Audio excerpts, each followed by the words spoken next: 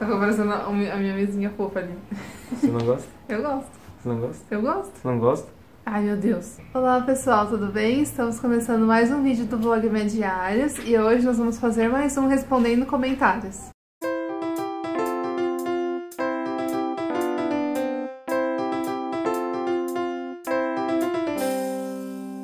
E nós separamos algumas das perguntas que vocês têm mandado pra gente, tanto no YouTube quanto nas redes sociais. Tem bastante perguntas no Instagram, a gente tá gostando bastante da relação com vocês lá, a gente começou a postar um pouco mais. Então a gente vai tentar responder pra vocês aqui. Então a primeira pergunta é do Alcimar Nunes, ele perguntou lá pelo Instagram. Quando revisavam a matéria, vocês faziam bastante exercícios?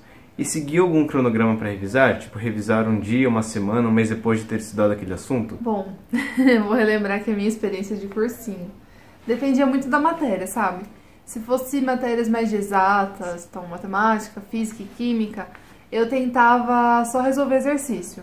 Então eu tinha, tipo, as matérias que eu sabia que mais caíam, as que eu sabia que eu tinha mais dificuldade e eu tinha passado.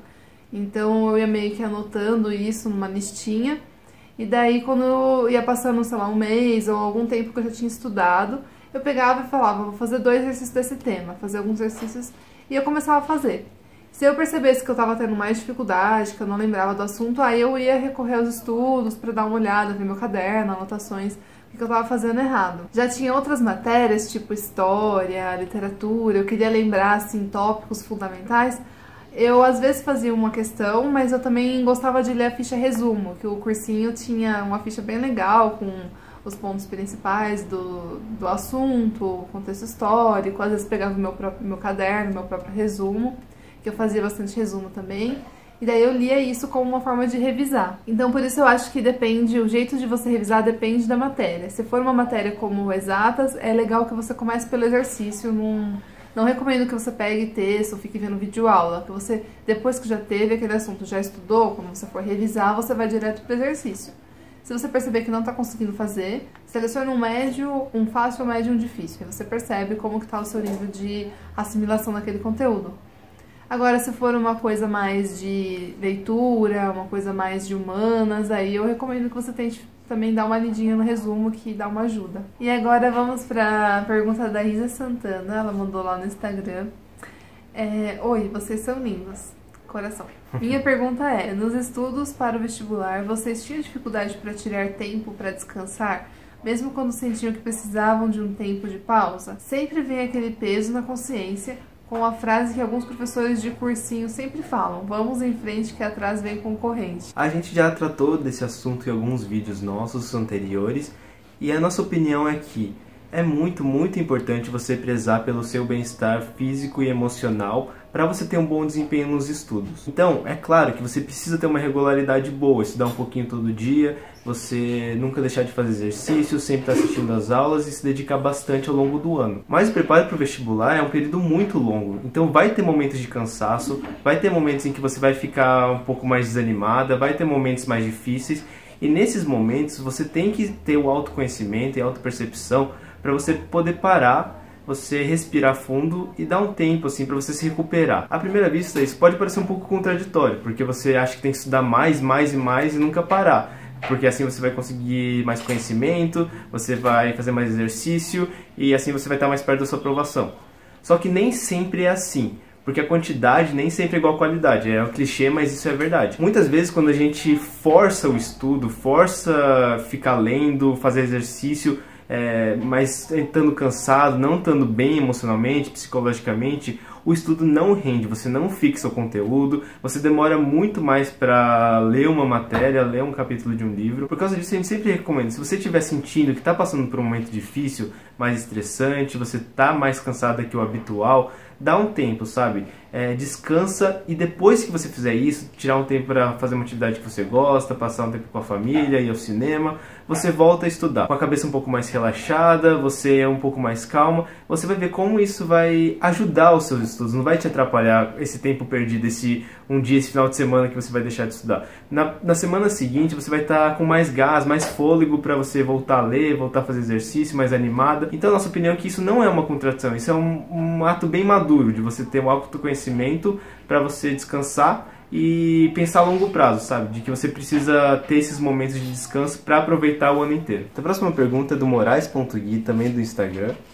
Vocês teriam escolhido a USP se o vestibular fosse hoje? Então, eu escolhi a USP quando eu tava lá no vestibular como a minha primeira opção e lutei bastante por ela, pela história e por saber de todas as oportunidades que eu teria na faculdade, então pesquisa, intercâmbio, enfim, tudo eu achava incrível, os hospitais, e eu sempre quis a USP por isso. E eu acho que eu continuo gostando muito da minha universidade, eu acho que ela é uma das melhores universidades do país, e tem uma boa infraestrutura. A gente sabe que muitas faculdades, muitas universidades têm passado por crise, não é só a USP, ou diversas outras. E isso é uma questão, sei lá, do governo, de gestão de recursos. Então, tem afetado relativamente o bom andamento de toda a universidade, porque diminui o que vai ser pago para segurança, para professor, para tudo. Só que a USP ainda assim continua oferecendo muita coisa boa para os seus alunos.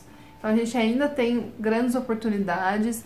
A gente ainda tem, assim, infraestrutura boa, laboratórios, oportunidades de pesquisas, muitos professores que fizeram grandes descobertas na ciência, então a gente tem eles lá nos nossos institutos, então se a gente quiser, se tiver interesse, a gente pode ir atrás deles, mesmo que a gente não tenha um recurso financeiro, a gente pelo menos pode conversar com eles, pode tirar dúvidas, então eu acho assim, a USP ainda é um grande centro para o aprendizado. Eu acho que eu teria a escolhido como universidade. E para medicina, a gente tem a oportunidade de fazer estágio em lugares muito incríveis. Então, no HC a gente tem o INCOR, a gente tem o Hospital da Criança, a gente também tem o HU, que fica lá na cidade universitária, que é um hospital muito bom para atender a população local.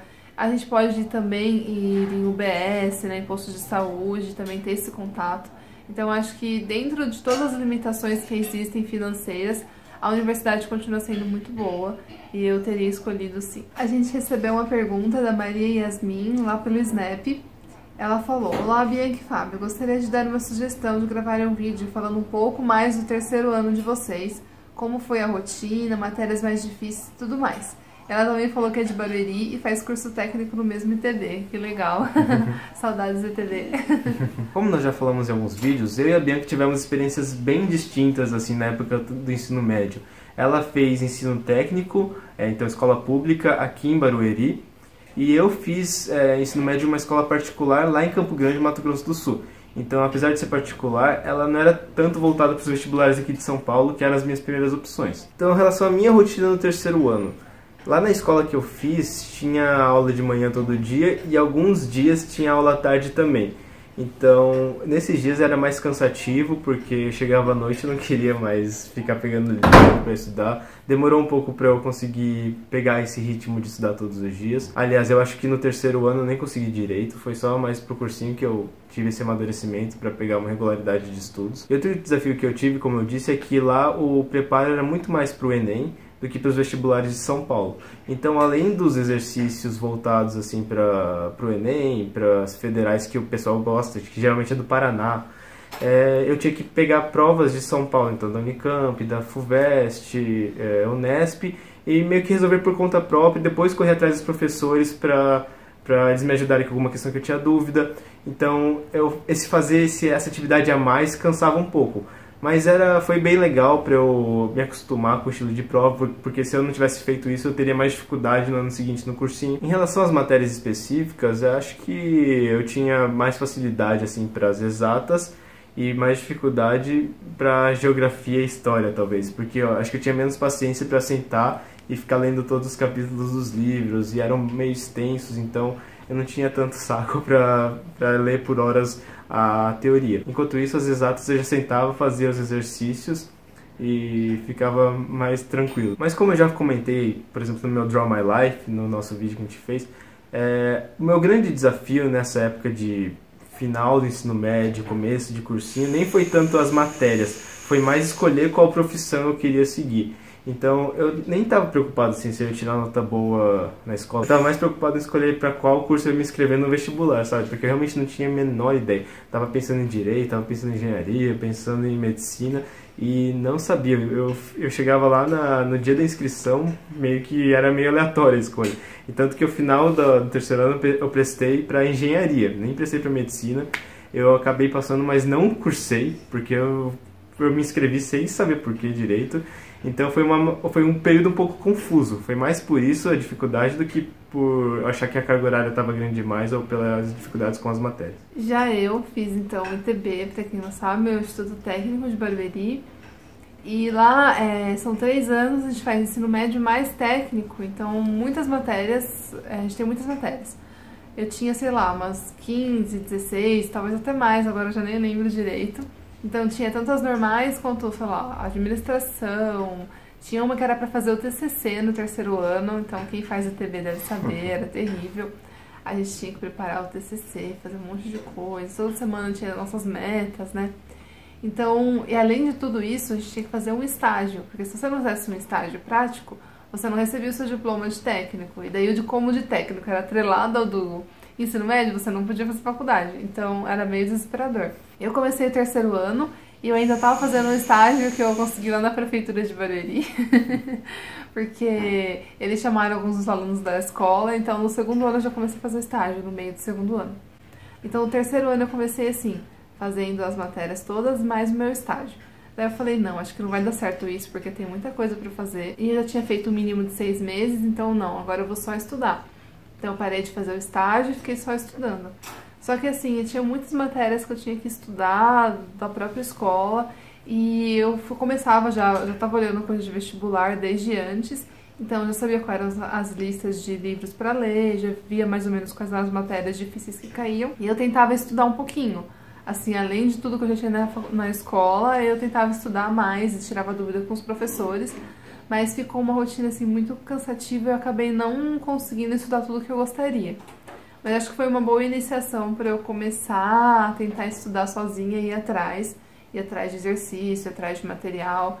Então, meu 3º ano se resumiu a isso. Eu lembro bastante que eu ia todo dia pro professor que estava dando aula, me ajuda nessa questão, me ajuda naquela questão. Então, eu comecei a enxergar mais a importância de estudar além do que eu tinha nas aulas, e tive meu TCC, que foi muito corrido, foi difícil.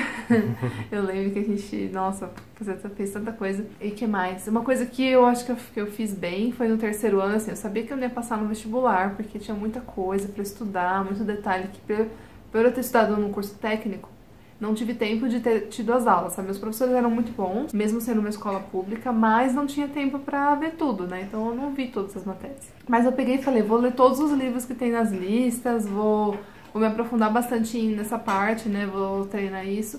E acho que eu li todos os livros que eu podia.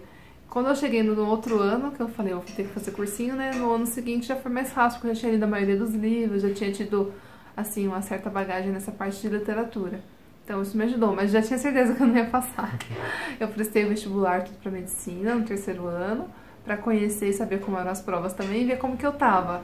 Eu falei assim, eu vou terminar esse 3º ano, prestar os vestibulares e ver tudo que eu preciso melhorar nos meus anos de cursinho, e foi bem assim mesmo. Mas acho que foi uma boa época, assim, como eu disse, uma transição, para eu começar a ter responsabilidade e estudar também. Então eu só queria concluir essa pergunta dando algumas dicas de como, assim, estudar quando você estiver no ensino médio, sabe?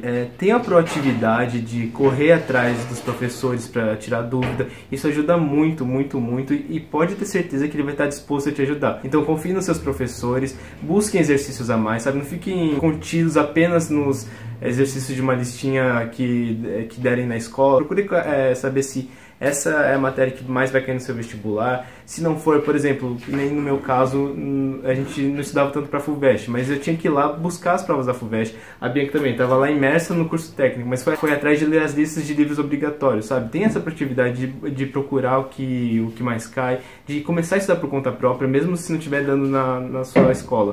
Porque isso ajuda muito, te ajuda a ter amadurecimento, te ajuda a criar esse hábito de estudar por conta própria, correr atrás do conhecimento.